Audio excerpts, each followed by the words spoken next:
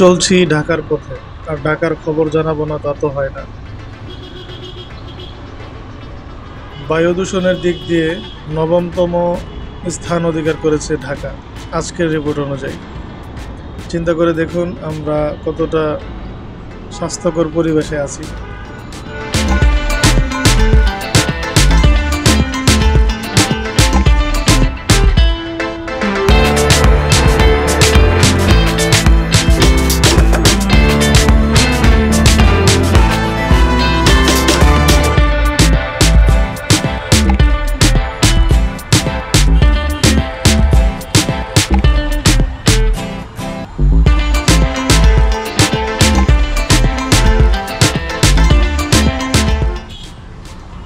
এই বায়ু দূষণের ফলে আমাদের কি কি ক্ষতি হচ্ছে জানেন কি? আপনারা যদি জেনে থাকেন কমেন্টে জানাবেন। আমার কাছে অল্প কিছু তথ্য আছে, আমি সব কিছু জানি না। সবচেয়ে বড় যে সমস্যা হচ্ছে উচ্চ রক্তচাপ, হার্ট অ্যাটাক এবং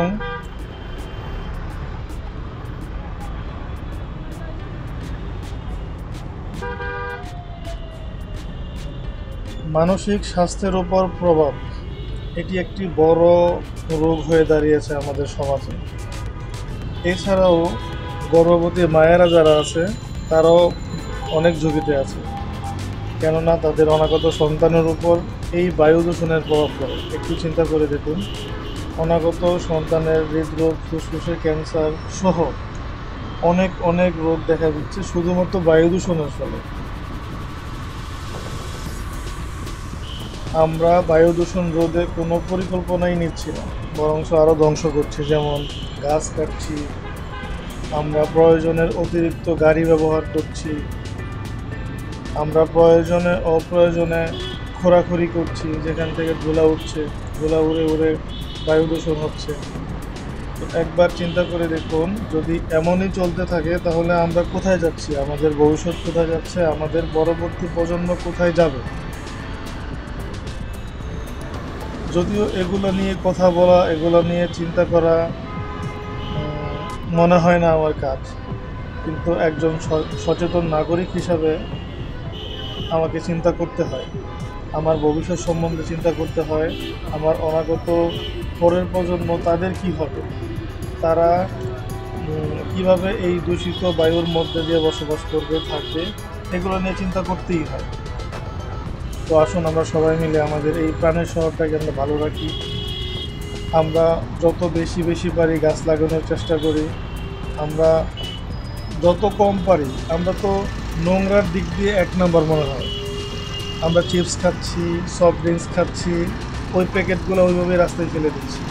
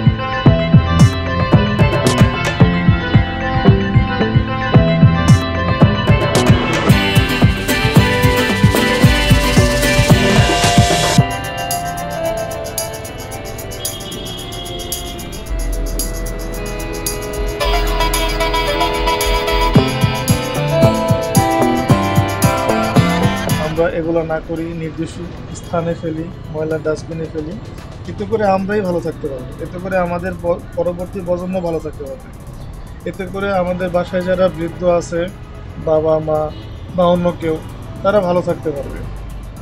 এই বায়ু দূষণের ফলে সবচেয়ে বেশি ক্ষতি হচ্ছে শিশুদের এবং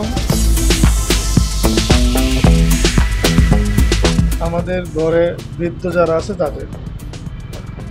তো চলুন আমাদের নিজেদের স্বার্থে আমরা পরিবেশটাকে আরও সুন্দর রাখি, ভালো রাখি।